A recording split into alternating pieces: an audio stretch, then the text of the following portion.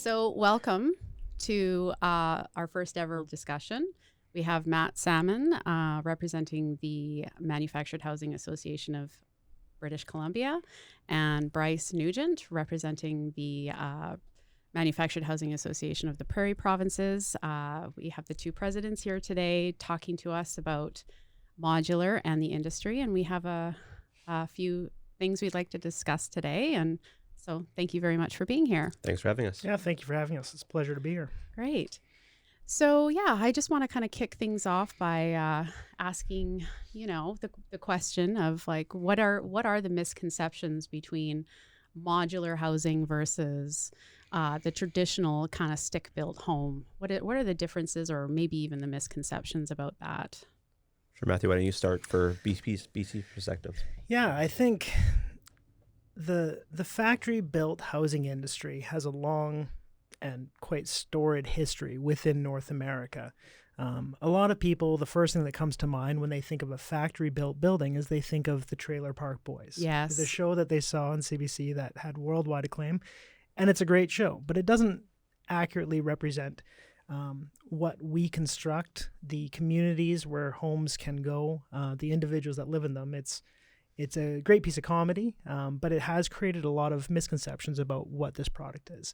But this product has been around for well over 60 years, and as such has gone through many different iterations over that time. And it's also just gone through different types of code standards that it's built to, ideas of what's good enough, as all construction in Canada has over that last 60 years. So there was a time when things could be built with aluminum walls, and now we know that construction needs to be to a higher standard to have a better energy efficiency. So one of those misconceptions that people have is that it's, a simple or a cheaply built structure, Right. or that it's that there's no real creativity to it. There's no comfort to it. And that's one of the things that we'll be talking about today, is that misconception of it being other or different than a traditional home that people think of within Canada.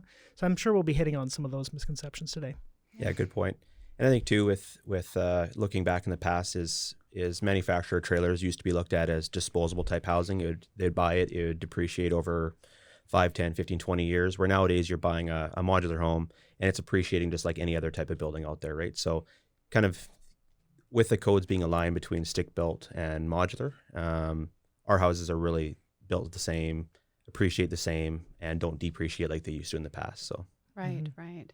Even just what Bryce said there, just using some terms, even the terms that people use when they talk about these types of structures carry a lot of weighted meaning. People use the term trailer, and that evokes one image of a type of home, or a stick built will evoke another type of image. And, those can be real limiting factors when you're talking about a home, because when someone already has a conception about what something is predicated off of a word, it's going to make them think certain things, or make an institution, a financial institution, think certain things. Right. So a big change in this industry, and that we'll talk about here today, is that harmonization of what's built on site under the National Building Code of Canada and what's built in a factory under the National Building Code of Canada. And that harmony and synergy between those two things, I think as people come to understand that, some of those preconceptions about this type of structure start to fall away a little bit, because they start to see that the process is just different, but the end result is the same. Right. So you talk about the sort of the CHBA kind of like, how are you guys represented there? Because there are those standards out there within, Canada. How are you guys represented there? yeah, so about 3 years ago, as modular construction continued to gain momentum, the CHB identified it as being an area of growth. And now modular construction is actually a council within the CHBA, no different than the home builders renovators are and your traditional home builders. So that was a big step for our industry, was being recognized amongst CHBA, which is obviously kind of represents the whole entire construction industry. So that was, I think, a pivotal moment for our industry. Right. I mean, it just seems like it's really coming into, like, in the last 3 years, that we're starting to recognize this as a really, viable way to build. Yep. Yeah. Yeah. Just for anyone that might not know what the CHBA is, Good point, it's a good thing to just kind of hit on. So the CHBA is the Canadian Home Builders Association, and it's a council that is found nationally, but also locally. where issues regarding to home construction can be addressed on large scales and on small scales. And it's an association that can advocate for builders' rights, but also for the consumers' rights and for raising of standards or harmonizing of standards across regions, communities, or across the nation. It's what enables there to be sort of a fair playing field, but also just as a stop check to make sure things are being done properly. And what's nice is that the factory construction industry in the last 20 years has started to develop councils of their own. And councils are to make sure that the construction of homes in factories are being done to certain standards, and that the consumers are being looked after, but also that the builders are receiving the information that they need to be able to do things appropriately and move forward. And this inclusion now of our industry within the national CHBA is, as Bryce was mentioning, is a recognition of the quality of this construction. But it's also bringing up all of the home builders that build within factories at the same time, giving them a voice nationally on the direction that home construction in Canada should go, and also advocating for the clientele that purchases homes that are built in factories. A lot of times CHBA is focused on large urban areas because that's where most Canadians live, in Calgary and Vancouver, Toronto, Montreal. But a huge portion of Canadians also live in areas that aren't those urban centers. And they have different circumstances and different needs, and having that voice on that national council really enables them to be heard and for things to change in a direction that enables them to have solid homes in the future. Right. And modular construction is slightly different. Things are the processes are different, how we build. So when it comes to advocacy, having a voice at CHB is important, because now when CHB is talking to government officials about what do the next codes look like over the 10 years, is modular construction is being taken into consideration in those conversations, where in the past, codes are kind of coming down. And then after that, once they come down to us, we're then having to try to make changes or accommodate those building codes. We're kind of at the table having discussions ahead of time, being a lot more proactive. So having a national voice at the CHBA is important, just as our industry continues to grow, and it does continue to grow. So, and I like what you said there. It's sort of a top-down issue of what the codes are for construction moving forward. How a home is built in a factory, although the process or the construction materials are the same and the end result is the same, the processes from A to B to C are different than on site, where it might be 1, 2, 3.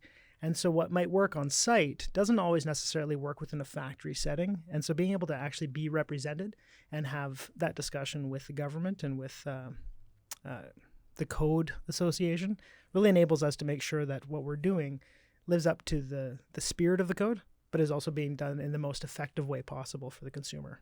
And to give a good example, that is obviously site-built construction, materials are being delivered to site, being constructed at site. Our homes are being built in a factory, being shipped on the highway at 100 kilometers an hour, being craned on, being taken on barges, things like that. So definitely the process is different. So that's why it's important to have a voice at the table. So. All right. So what do the associations say? You represent the Matt, you represent the MHABC. Bryce, you're representing the MHAPP. What do these associations do? What are the benefits of these associations in the housing industry? So just to start, the acronym is the Modular Housing Association. And one is for PP, which is the Prairie provinces. One is BC, which is obviously for British Columbia. And they're provincial organizations that all kind of come together for the same purposes of what the CHBA is doing, having one voice provincially. As you look at our industry, there's multiple manufacturers, there's multiple retailers selling the product, and you're dealing with code items, you're dealing with transportation issues, you're dealing with multiple different things that have to be done collectively as a group. So those associations get together, meet, and just focus on common issues. So everybody is independent businesses, but we're just focusing really on common issues. And one is focused in the Prairie provinces, because their issues are slightly different than what you're seeing in BC. So Matthew, maybe you can touch on some of the BC stuff you guys are dealing with now as some examples. So. Absolutely. I was just thinking as you were saying that, the BC Association focuses very much on enabling the product to get from the factory where it's constructed to the consumer's end home. wherever that might be throughout British Columbia. And that can be quite a difficult process with different size roads and restrictions there, or ferries to cross rivers and lakes, and even across the over to the island. So that's one thing that the association would be dealing with, is the transportation, working with government. But in other ways that they work with government is with different municipalities and understanding what the codes and requirements of those towns are, to make sure that the homes are being constructed to the standard that that consumer needs. And twice there I've said the word consumer. I think for the associations, the big focus of them is ensuring that the consumer is receiving a product from a reputable constructing company, a factory, transporter, or even a retailer that they purchase the home from, to make sure that their home is that dream home that they're looking for. And is that who kind of makes up and is represented by these associations? Yeah, it'd be the manufacturers, the retailers selling the homes, truckers. They're delivering the homes. Sometimes you have setup crews, and then also to the a lot of manufactured home communities and modular home communities belong to these associations as well. So there can even be associate members to those associations Yes, as well. So financial institutions, warranty companies, different stakeholders that are part of this industry are able to come in and be an associate, to be able to have a voice and to be heard as well. So. And also, too, I'd say the Prairie provinces right now, one of their big focuses is education on both two sides. One on the financing side, so educating banks. And a lot of this comes back to what are some preconceived notions. A lot of banks and municipalities have stuff written in their bylaws and their policies that have been around since the 70s. So our association spent a lot of time working with them, updating policies, bylaws, to make the process easier for people that are buying a home, whether it's through financing or whether they're going to their local municipality to pull a building permit, just to make sure everything is up to date, so that they're looking at a modular home no different than they look at a site-built home. So we find the exact same thing in British Columbia as well, but very much with the municipalities. Each municipality having the ability to kind of interpret how they view this product in different ways. And quite often that does come down to terminology, whether it's the modular product that we build, or whether it's the old T-word trailer or mobile. These terms can confuse and even have different definitions within these communities. So an association can help the consumer work with the municipality to make sure that their home is able to go into that community. because at the end of the day, it's a home. It's no different than any other home. It's a home, but obviously there's terms and labels that are put on it in order to have it work with certain types of flows. But at the end of the day, it's a home. Right. So if I'm a first-time home buyer, say for instance, like you're saying, it's a home. What am I looking at in terms of its design? What are the design options available? Like, is it the same as, hiring a contractor and sort of mapping out, what your interior looks like? How does the process work with modular?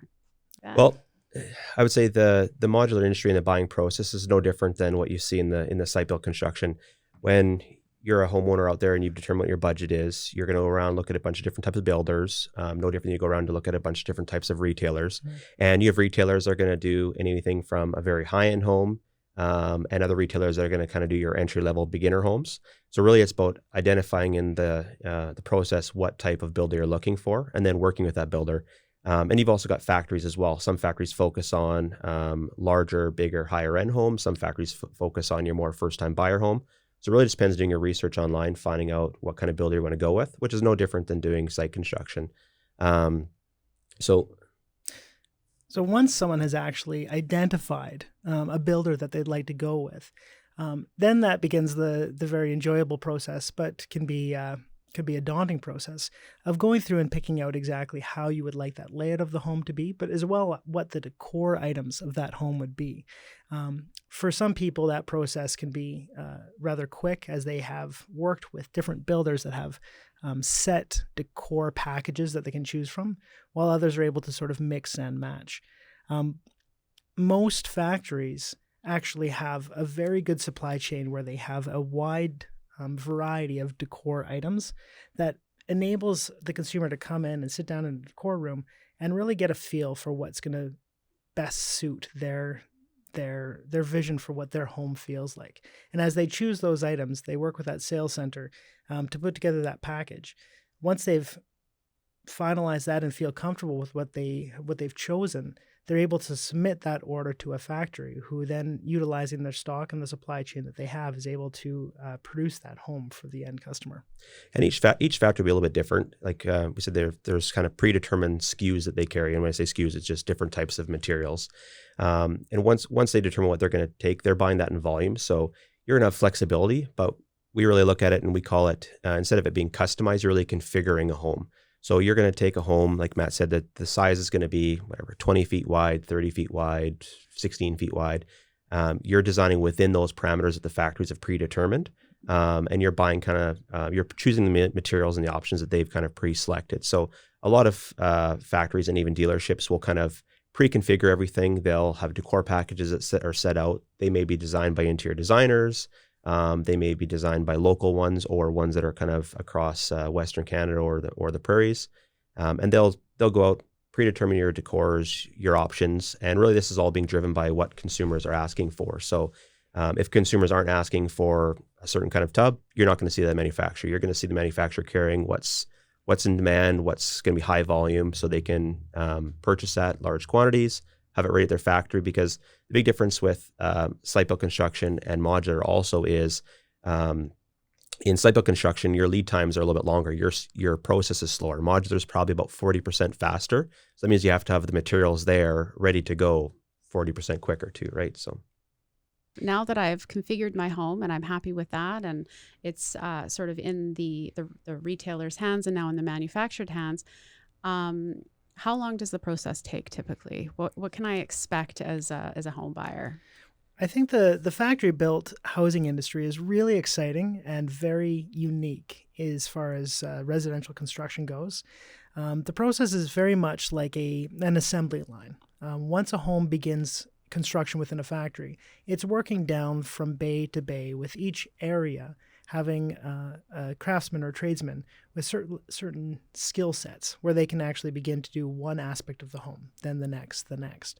So when a home begins its construction within a factory, typically it's built inside out. Typically we're beginning with things like the water lines of the home or the heat ducts, building the frame and the floor around that, and then putting up the structure of the home with the electrical and the inside walls, and then working our way outside. As this home is going down that production line, which can take anywhere between 3 weeks to 2 months, those elements are being done by professionals that work and stay with the factories and those companies for multiple years. They become experts at those different areas of the craftsmanship of the home that they're doing. It also enables that home to be tested by qualified inspectors each step of the journey. So unlike a site-built home where typically a tradesman would finish an aspect of a home and then inspection would come to ensure that that's being done properly, there'd be some waiting for that, and then that would be done. You can move on to the next stage of the home. Within a factory construction setting, those things are happening simultaneously and almost instantaneously as they are completed.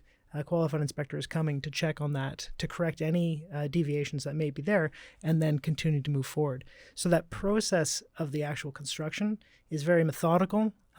It's very detail-orientated, but it's also quality controlled in a way that you just can't find on site.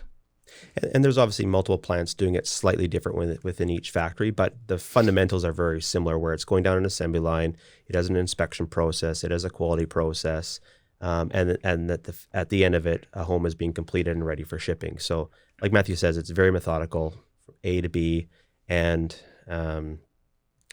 most factories are doing multiple different types of homes. So the way I look at it as well too, most people have seen a production assembly line on TV, building cars, building trucks. It's very similar. Each station has a task that they complete, then it moves on to the next station, and so forth. So a manufactured home facility is very similar to cars being produced, campers, RVs, things like that as well. So.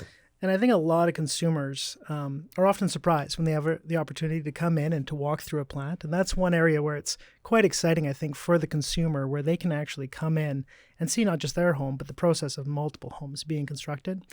And they're always very I would almost say overwhelmed when they first walk into a factory, because there's so many aspects of that construction that are happening at any time. But then they begin to be able to see that professionalism and that quality with which is being done, and actually see that process in action and have that confidence that that same process will go into their home and the next home and the next home. And when consumers have a chance to walk through a factory and see that, they can leave with a very strong sense of satisfaction and confidence that these homes are being built to a standard that's perhaps not necessarily being met on site. Right. And one of my favorite parts is when you're touring someone through a factory is, I'll speak for our factory and specifically, is we have a second level where you walk up, you're about 30 feet in the air, you're looking down at the production assembly line and you see all the homes. All the ceilings are built on a second level behind you, and they actually take a completed ceiling, set it over on top of what looks like a dollhouse from where you are. So this kind of gives a neat perspective of how the houses are built from the inside out. They're putting drywall on, they're putting lino in, and really the house doesn't have a roof yet, right? So it's very different than site construction. So. Right. And in terms of budget, I've got a specific budget in mind. And, just like purchasing a home, you have an asking price and then you have a sale price. In terms of budget for this process, what are the benefits with that? I really do think that it's advantageous for the consumer, because there's certain carrying costs that a factory has because of their purchasing power, where they can have some more certainty in the costs that they're presenting to their clients. They know what their costs are for the lumber, for the materials, and they don't have to be as concerned about getting it out to a different neighborhood within the town where the weather could be incremental and possibly damage some of those things. So it starts to give a lot more confidence to those fixed costs of constructing a home. So when the consumer is working with their sales representative and designing and picking their home, that sales representative is able to provide them with a number that accurately represents the true building cost of that home when they order it. And that's one thing too, the banks and also the third-party warranty providers actually really like, is that everything's being done under one roof. It's being done by a large company versus multiple trades coming in and doing stuff, which has different types of liability. So looking at that way is it gives everybody security, right, from the bank to the insurance company to the warranty company to the end consumer, that they're really there's one person that's doing the work versus it being multiple people, and one of those multiple people could be the weak link in the whole process, right? So Right. I really do like what Bryce said there about sort of the efficiencies of the production process, but I think there's even that ties into the green aspect of this construction standard.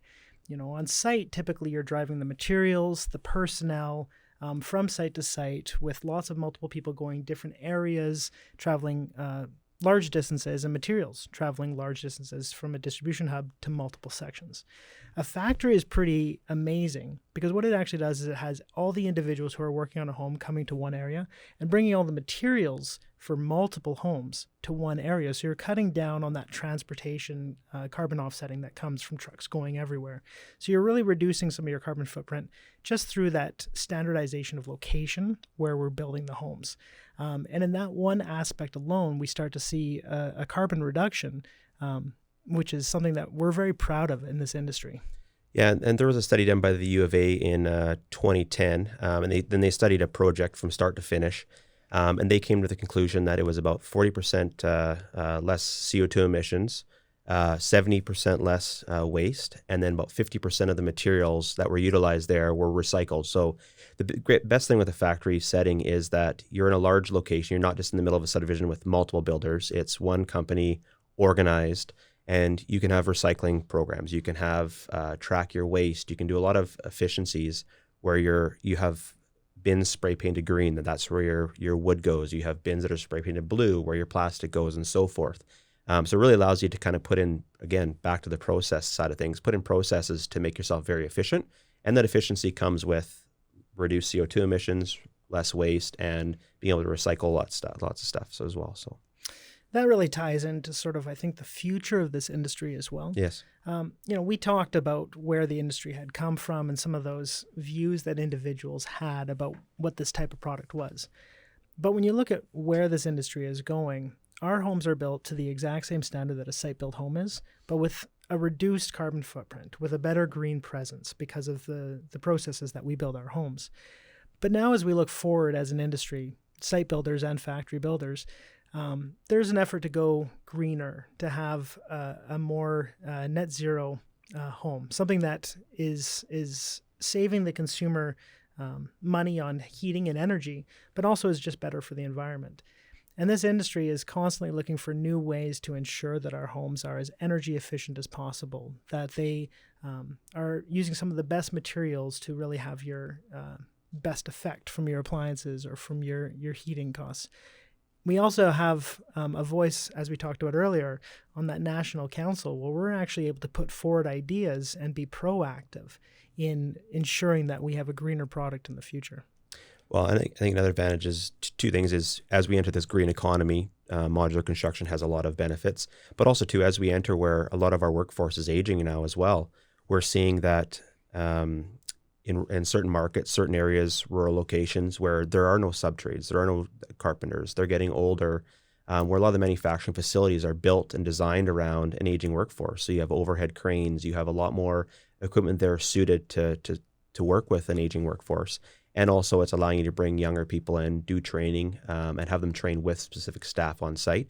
So I think when it comes to modular, it's poised very well for the future because of the new green economy and how much more energy efficient it can be, and also the labor side of it. Let's face it, we have a labor shortage already, and it's only going to get worse. So, Right. That labor shortage, I'm glad you actually brought that up, because that's something that we're seeing in communities across Canada, where that skilled trades are hard to come by.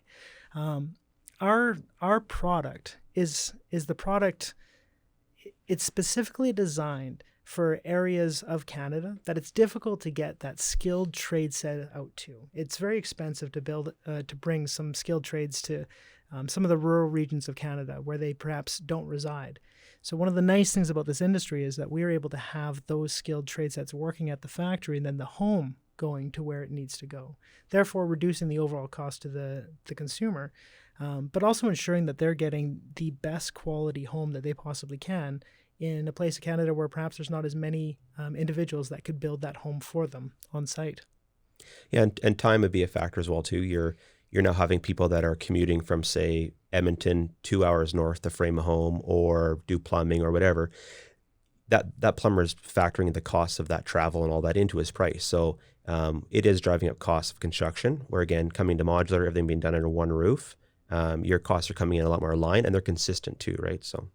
Right. So speaking of rural or site, as a person purchasing a modular home, how do I get that?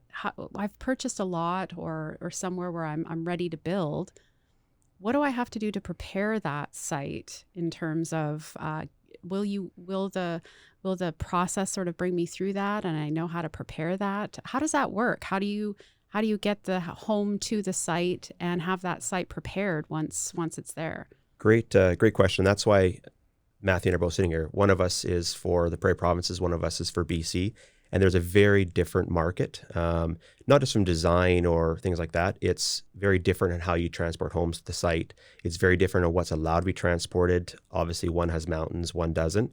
So I'm going to let Matthew start and kind of talk about BC, and then we can kind of flow into the Prairie. So absolutely. Within British Columbia, anyone that's ever driven a road here in British Columbia just knows that it can be windy, they can be narrow, they can be have very low heights because of bridges, overheads.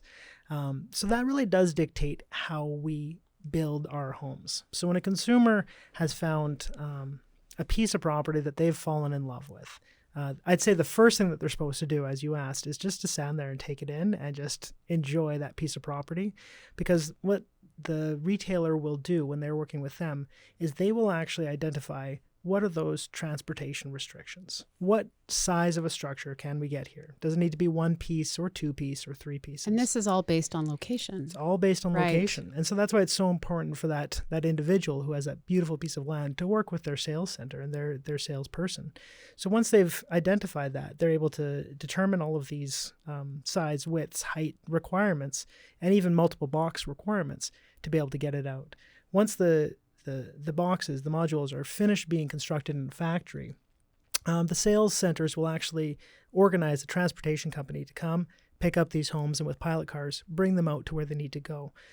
Once they are there, they're put together multiple pieces or sometimes single pieces, but put together in a way that it is finalized and finished on the type of foundation that that individual wants for that property, and then buttoned up or basically put together. So that home is now a completed, finalized, and finished structure.